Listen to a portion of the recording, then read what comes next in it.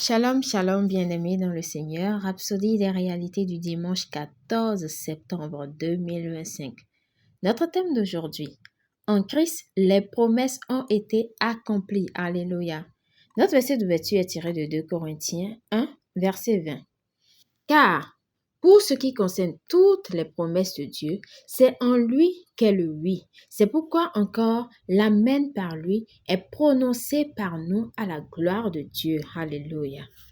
Les promesses de Dieu ne sont ni incertaines ni en suspens. En Christ, toutes les promesses que Dieu a faites ont déjà été accomplies. Vous n'avez pas besoin de supplier, d'attendre ou de vous interroger, car en lui la réponse est oui et la confirmation est Amen. Alléluia. Imaginez toutes les belles promesses de l'Ancien Testament, toutes les bénédictions d'Abraham. Elles ont toutes été accomplies en Christ. Gloire à Dieu. Maintenant que vous êtes en Christ, vous possédez ces bénédictions.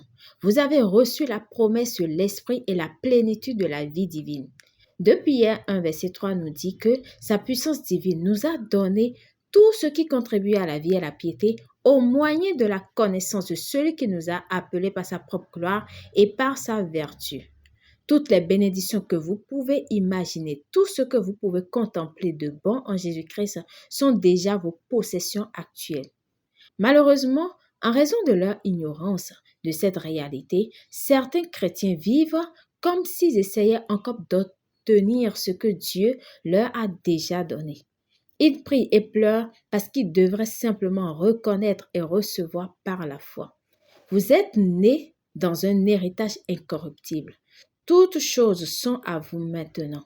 Que personne donc ne mette sa gloire dans des hommes, car tout est à vous, soit Paul, soit Apollos, soit Céphas, soit le monde, soit la vie, soit la mort, soit les choses présentes, soit les choses à venir. Tout est à vous. 1 Corinthiens 3, verset 21 à 23. La parole dit, lui qui n'a point épargné son propre fils, mais qui l'a livré pour nous tous, comment ne nous donnera-t-il pas aussi toutes choses avec lui? Romains 8, verset 32. Cela signifie que rien ne nous est refusé. Dieu vous a donné ce qu'il a de meilleur, Jésus, avec lui.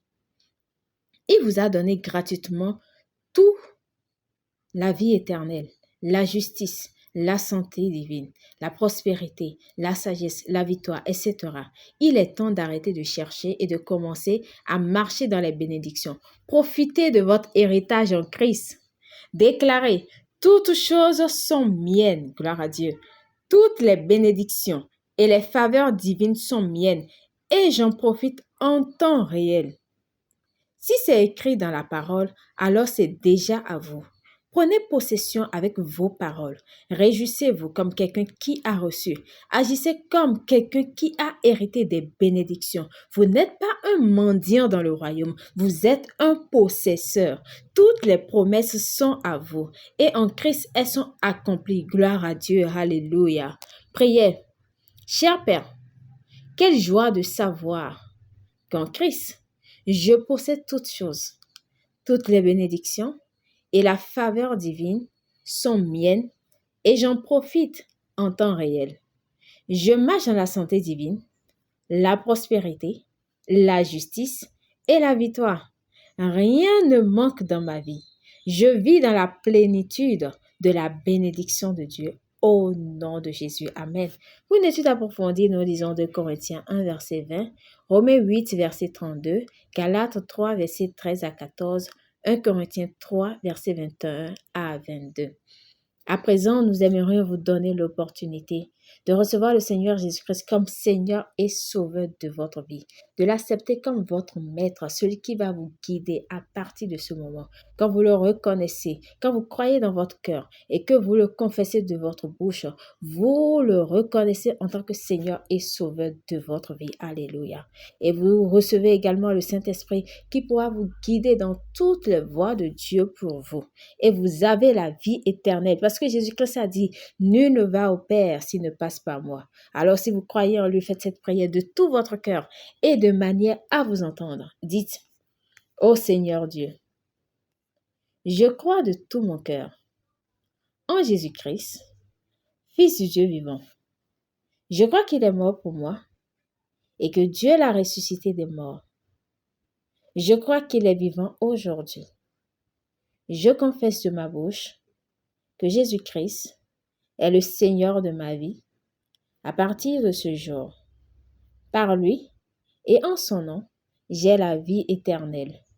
Je suis né de nouveau. Merci Seigneur d'avoir sauvé mon âme. Je suis désormais un enfant de Dieu. Alléluia. Félicitations si vous avez fait cette prière, vous êtes désormais un enfant de Dieu.